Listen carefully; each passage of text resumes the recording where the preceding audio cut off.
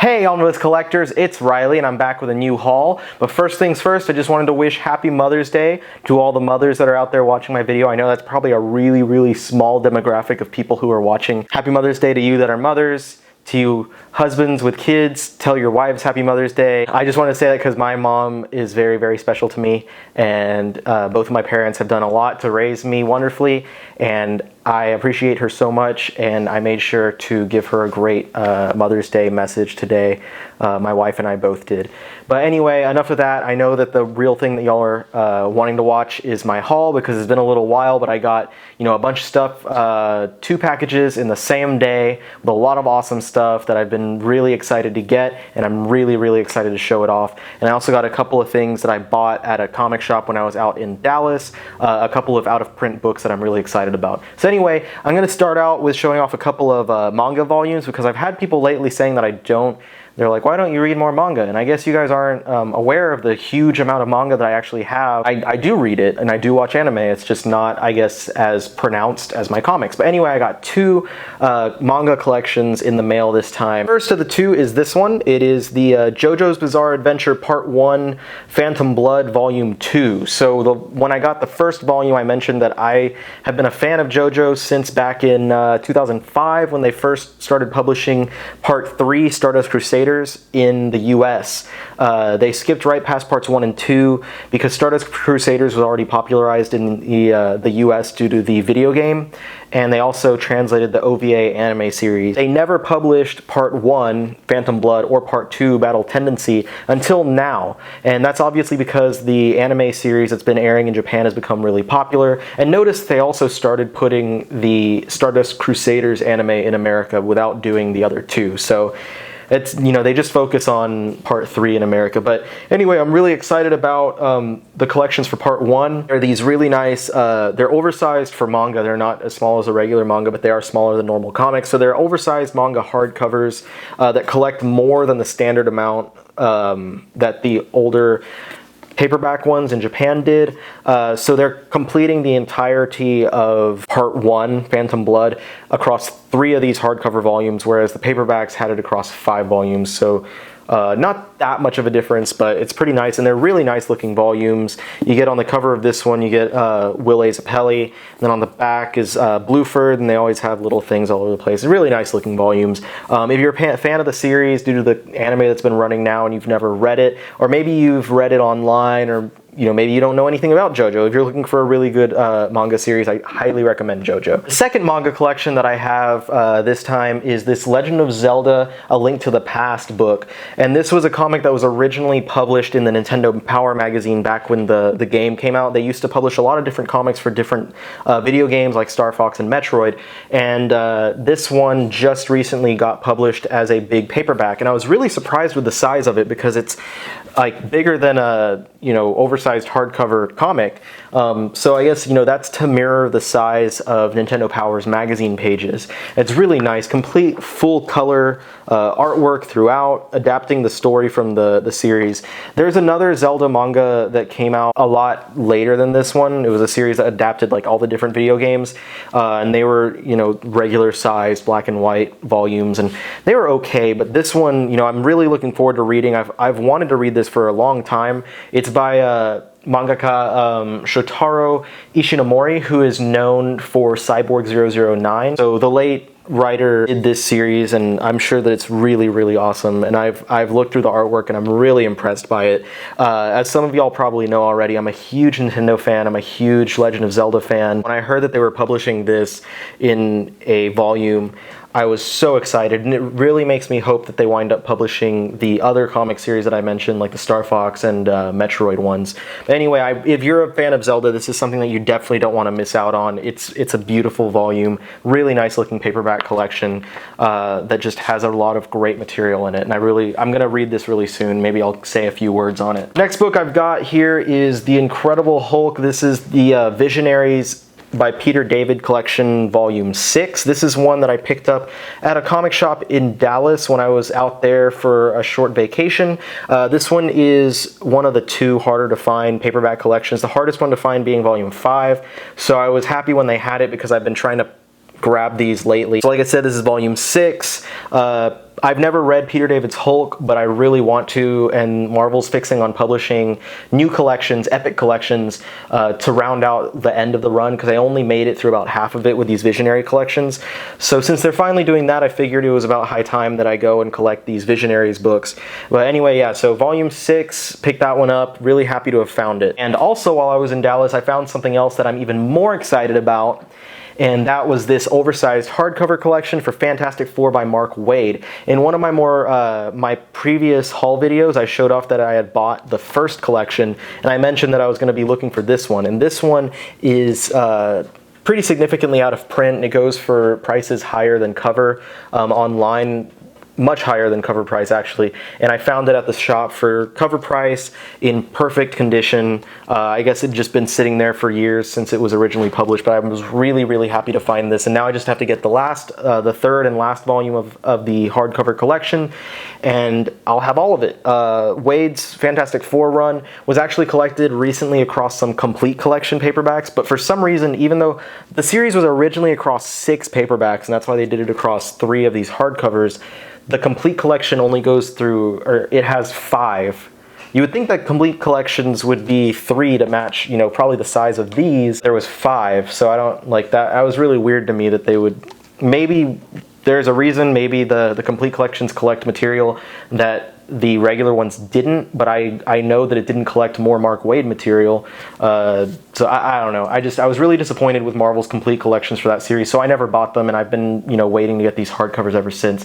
So luckily I found the hardest one. Now I just have to, you know, get down to it and buy the third one, then I can have a nice little readathon. Now the next one I got is one that came out pretty recently. This is Batman Earth 2 Volume 2 by Geoff Johns and Gary Frank. I read the original one. You can see that I'm reading this right now, but I read the first one back when it came out. I enjoyed that one pretty much. I usually dig whatever Geoff Johns is doing, and I really love Gary Frank as an artist, so I was really intrigued to see what they did with The Dark Knight.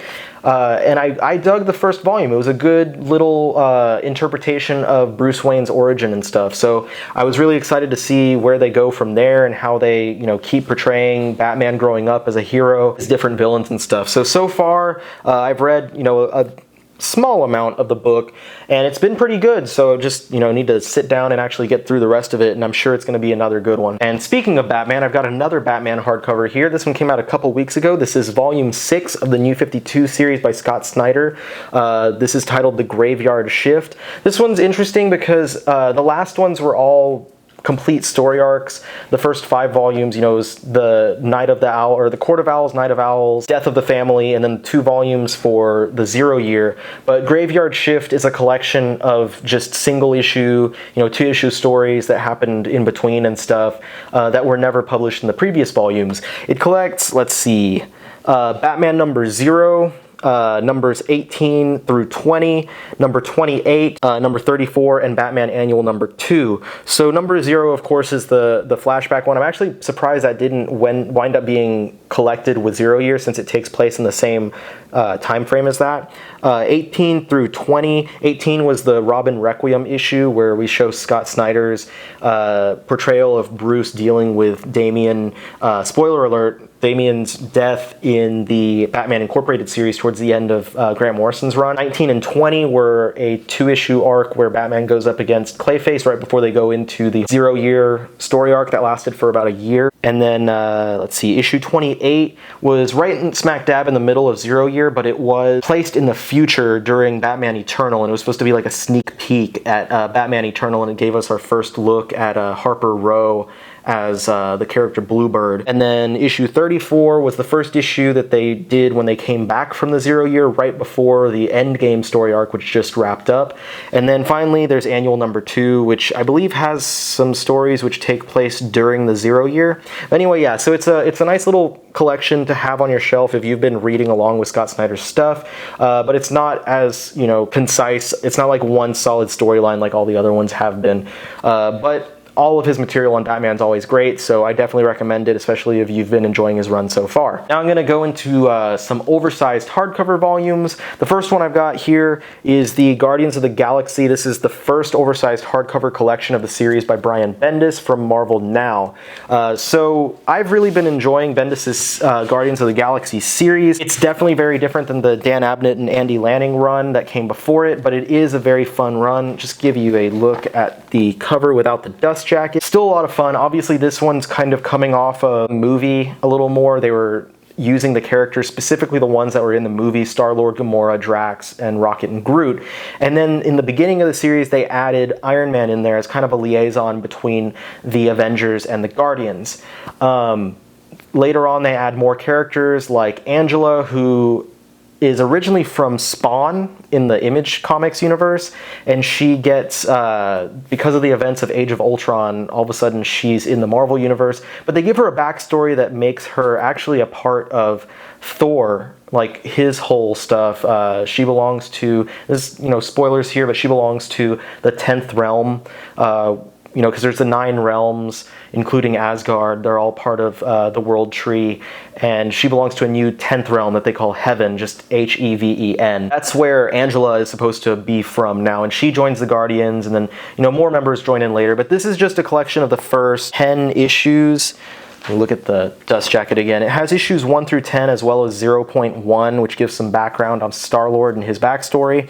And then it has Guardians of the Galaxy Tomorrow's Avengers #1, which, if I'm correct, was a little one-shot collection of a bunch of digital stories.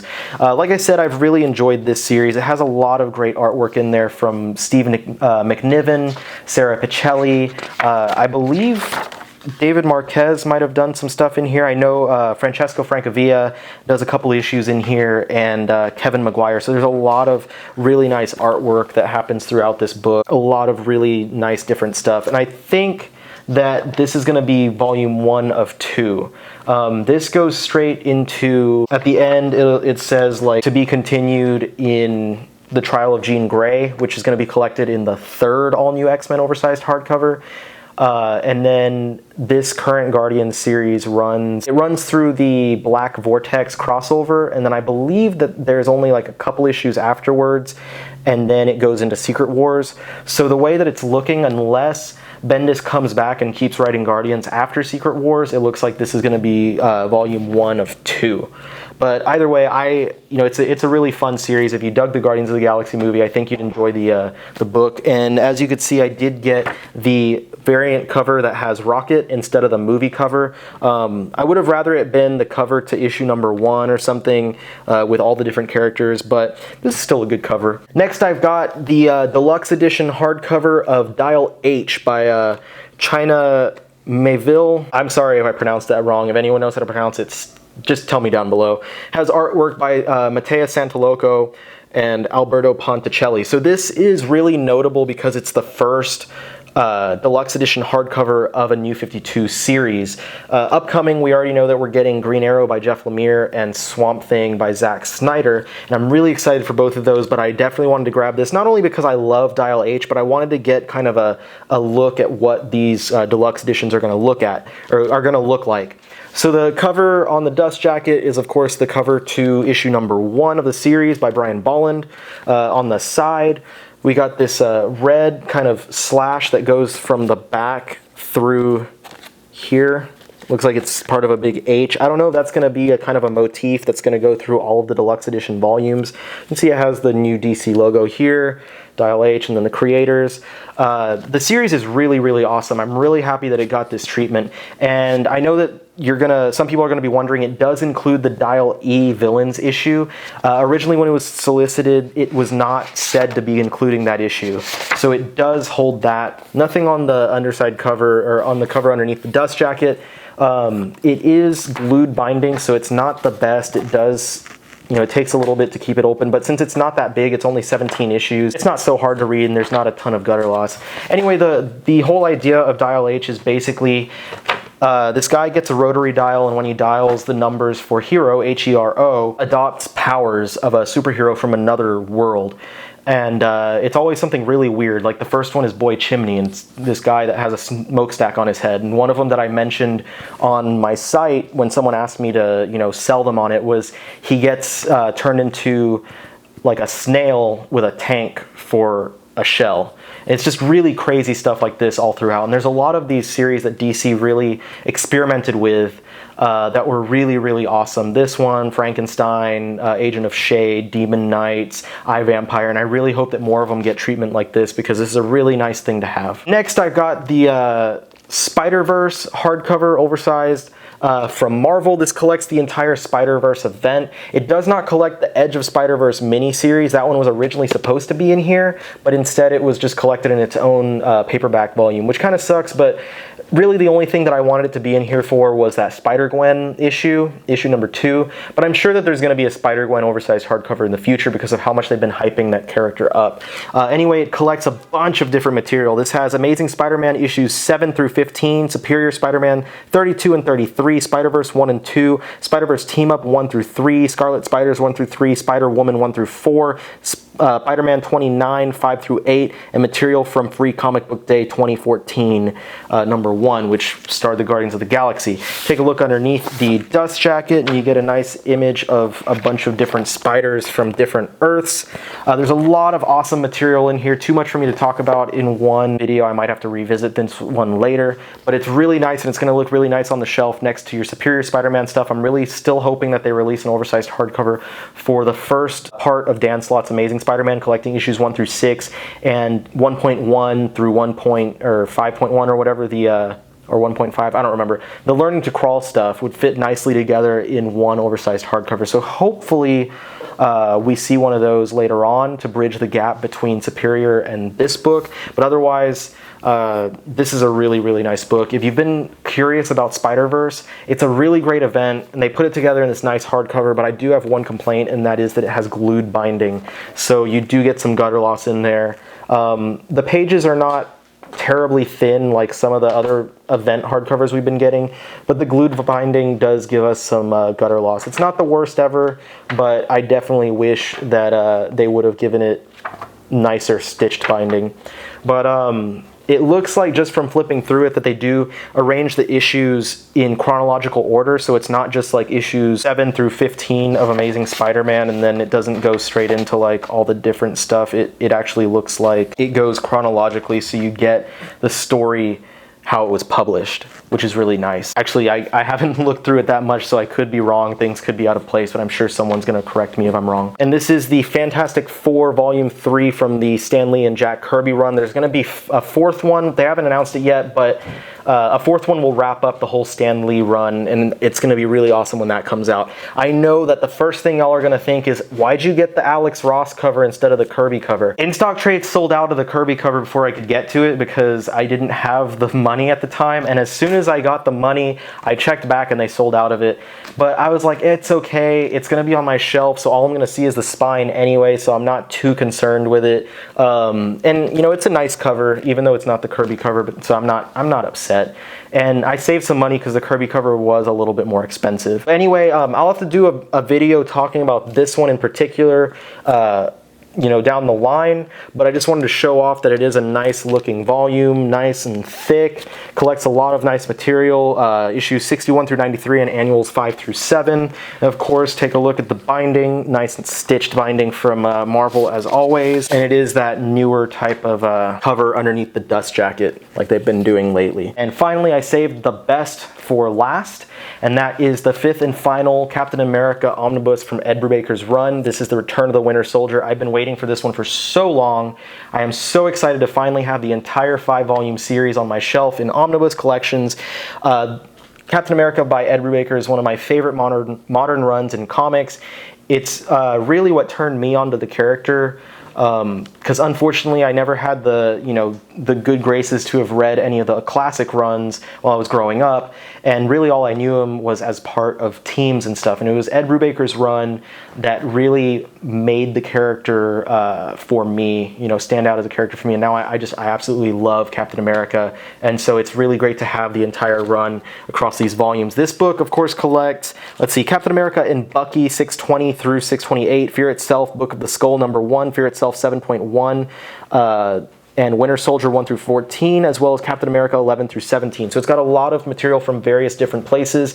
It follows stories both of Bucky and of Steve, what they're both doing around the time of post Fear Itself, which was a horrible event that I don't recommend to anyone, but it did lead to some cool stuff with Bucky, so can't fault them there. And then it collects the flashback series Captain America and Bucky. It has a lot of awesome art by a lot of awesome people, but I'm going to be talking about this one later in its own video. I promise you that one's going to come pretty soon.